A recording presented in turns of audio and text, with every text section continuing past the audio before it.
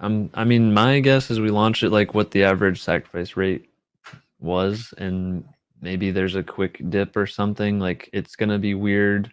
Pulse will have liquidity everywhere because it has it everywhere that ETH is. If the AMM bot does what it does, so Pulse will have lots of liquidity in like every pair.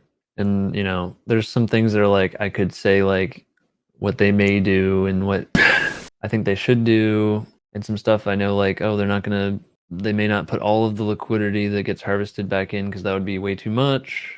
But like we'll see in V3. So like I'm not gonna like make these speculation videos of like, yo, this is what it's looking like, because otherwise this, because it's all comes down to what V3 looks like. That's gonna be the best representation of what mainnet will look like, and it doesn't matter what I say. So I'm gonna wait for that and talk about that when that comes out. So stay tuned for that. Be sure to hit the bell on YouTube if you want to get that as soon as it comes out. I would think that the third-party tokens pulsex stakers will dump pretty well or pretty hard, but this doesn't seem to be the case for cake stakers. Why would that be, do you think? Like, why aren't the third-party tokens dumping as much on cake? Well, it depends on like what's being given out and how much of the like supply. Like I heard like Mintra is, at least they said originally, I thought that they would be providing like some third-party amount of coins to kind of promote their stuff on pulsex. So they'll probably end up giving away a certain maybe a small percentage of the supply just spread out amongst lots of pulsex stakers. And it's like, well, sure, you could dump your yield and buy more pulsex if you think that's the best idea, or you just hold your mintra or your mint, and then you can stake it, and maybe you earn some stuff on their platform if you can stake their coin.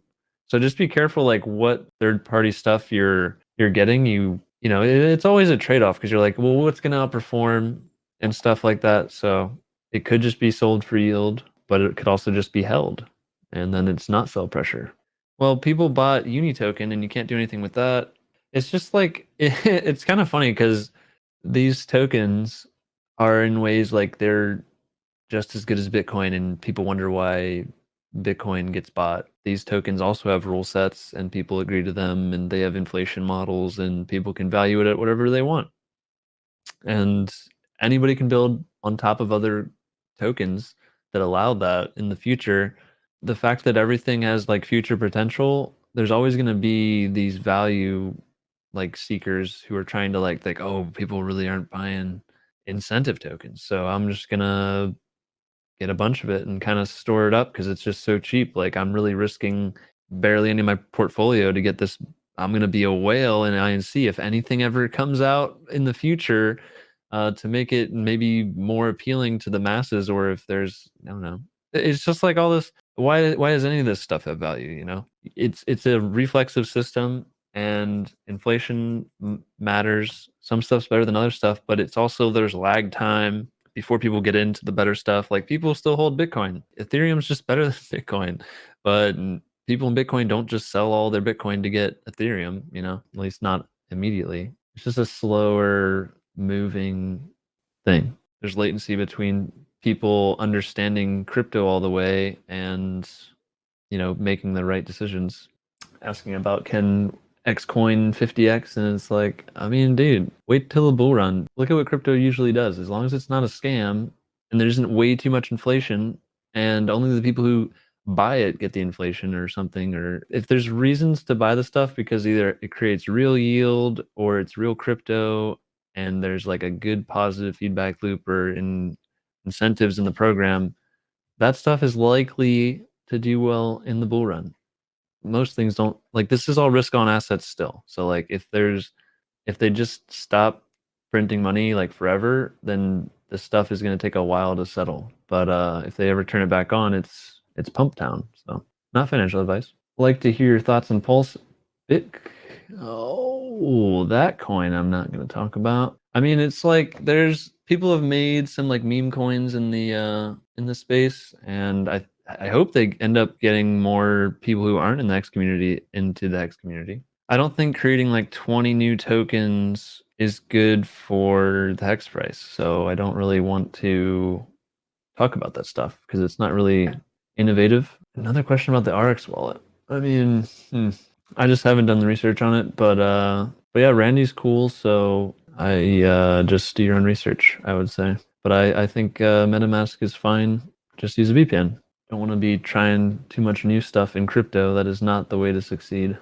People are asking about like which wallet should they use. I still say MetaMask because it's tried and true. Don't be like, you don't want to be the guy trying out the newest software. Oh, this one, like that. Even if other stuff has problems, if they patch it, then they're more secure. You try some new stuff that hasn't been tested much. That's a whole can of worms of extra risk. And you know, if they don't have a track record and all that, that just seems like extra risk to me.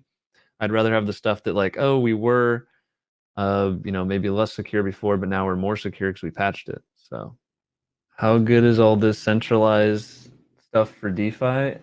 It should be a win for crypto, right? Because you're like, aha, look.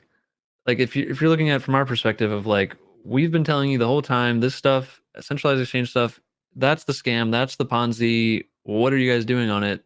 This was obvious the whole time. We warned you. But how does mainstream media handle it? Oh, the billionaire who was philanthropic and tried to help you know, with his charities, he just messed up and now crypto failed and all this garbage. It's like they try and say crypto is bad when it's just the centralized, like old financial system where you don't have self custody. I think it's good because overall, I think we're getting that corruption out of crypto.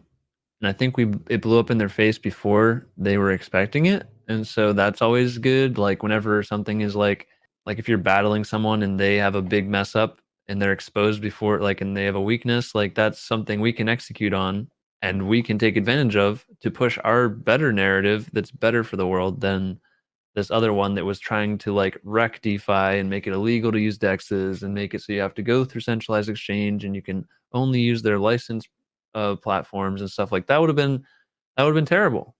But luckily, this all blew up, and now sure we have a crypto crash or whatever, but we still haven't even gone down 85%. So really, how bad was it? Hex has, but we're way less liquid. Bitcoin hasn't seen all the way to the bottom yet. So I'd say it's good for DeFi overall. It's just it's one of those things. It's like a double-edged sword, I guess is the best way to say it. In this bear market, is ratio trade? I think you want to say trading.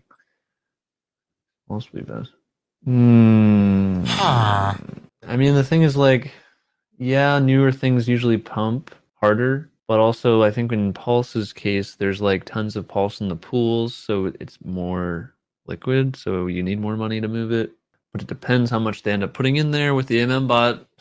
So it's like, I don't want to give advice before we see how the AMM bot plays out, in which we will see with Uniswap V3 or with testnet V3.